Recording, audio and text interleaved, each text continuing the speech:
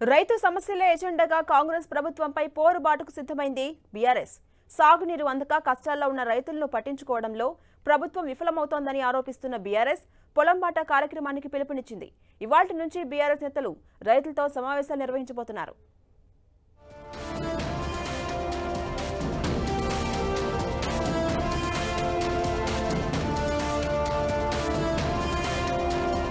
గ్రామాల బాట పడుతోంది బీఆర్ఎస్. పొలంబాట కార్యక్రమంతో రైతుల దగ్గరికి వెళ్లనుంది. రాష్ట్రంలో రైతులు ఎదుర్కొంటున్న పరిస్థితులను దృష్టిలో పెట్టుకుని పొలంబాట కార్యక్రమానికి పిలుపునిచ్చారు గులాబీ బాస్. అకాల వర్షాలతో పాటు నీరు అందక పంట నష్టపోయిన రైతులను పరామర్శించనున్నారు బీఆర్ఎస్ నేతలు. గ్రామాల్లో ఉన్న పరిస్థితులపై సంపూర్ణ నివేదికలను నేతల ద్వారా తెప్పించుకోవాలని పార్టీ నిర్ణయం తీసుకుంది. పార్టీ నేతలు మంగళవారం నుంచి గ్రామాన ఎండిన పంటల వివరాలను సేకరించనున్నారు.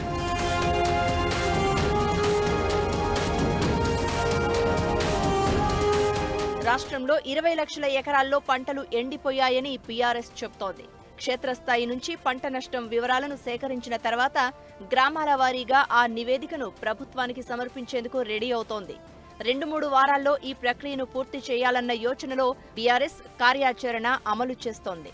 నష్టపోయిన రైతుకు ఎకరాకు 25,000 నష్టపరిహారం ఇవ్వాలని డిమాండ్ చేస్తోంది బీఆర్ఎస్. ప్రభుత్వానికి ముందు చూపు లేకపోవడం, నీటి నిర్వహణపై ప్రణాళిక అమలు చేయలేకపోవడం కారణంగానే పంటలు ఎండిపోతున్నాయని ఆరోపిస్తున్నారు గులాబీ లీడర్లు.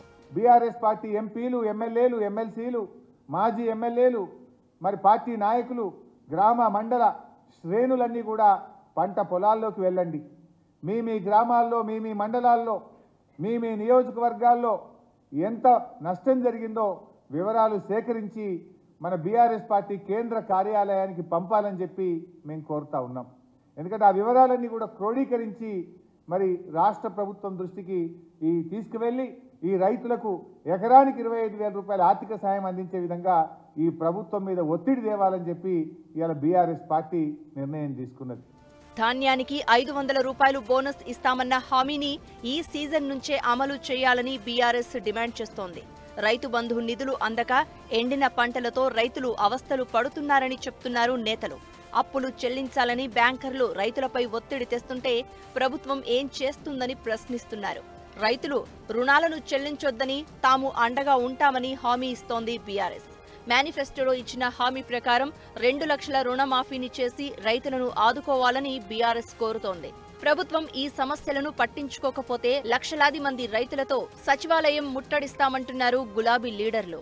ఈ కాంగ్రెస్ ప్రభుత్వం మెడలు వంచి అసెంబ్లీలో పోరాడి అవసరమైతే ఎంత దూరమైన కొట్లాడటం, మరి రైతు రుణమాఫీ జరిగేదాకా కూడా బీఆర్ఎస్ పార్టీ రైతులకు అండగా ఉంటుందని చెప్పి కూడా నేను మనవి చేస్తా ఉన్నా. అవసరమైతే ఈ ప్రభుత్వం ముందుకు దిగిరాకపోతే, ఈ ప్రభుత్వం స్పందించకపోతే రాష్ట్రంలోని లక్షలాది మంది రైతులతో సెక్రటరేట్ ముట్టడించడానికి కూడా బీఆర్ఎస్ పార్టీ వెనుకాడదని చెప్పి కూడా నేను హెచ్చరిస్తా ఉన్నా. పార్లమెంటు ఎన్నికలకు ముందు చేపడుతున్న పొలం బాటతో రైతుల మద్దతు కూడగట్టొచ్చన్న అభిప్రాయం గులాబీ నేతల్లో వ్యక్తమవుతోంది. రైతు సమస్యల ఎజెండాతోనే రాష్ట్ర, కేంద్ర ప్రభుత్వాలను ఇరుకున పెట్టేలా బీఆర్ఎస్ కార్యాచరణకు పిలుపునిచ్చింది.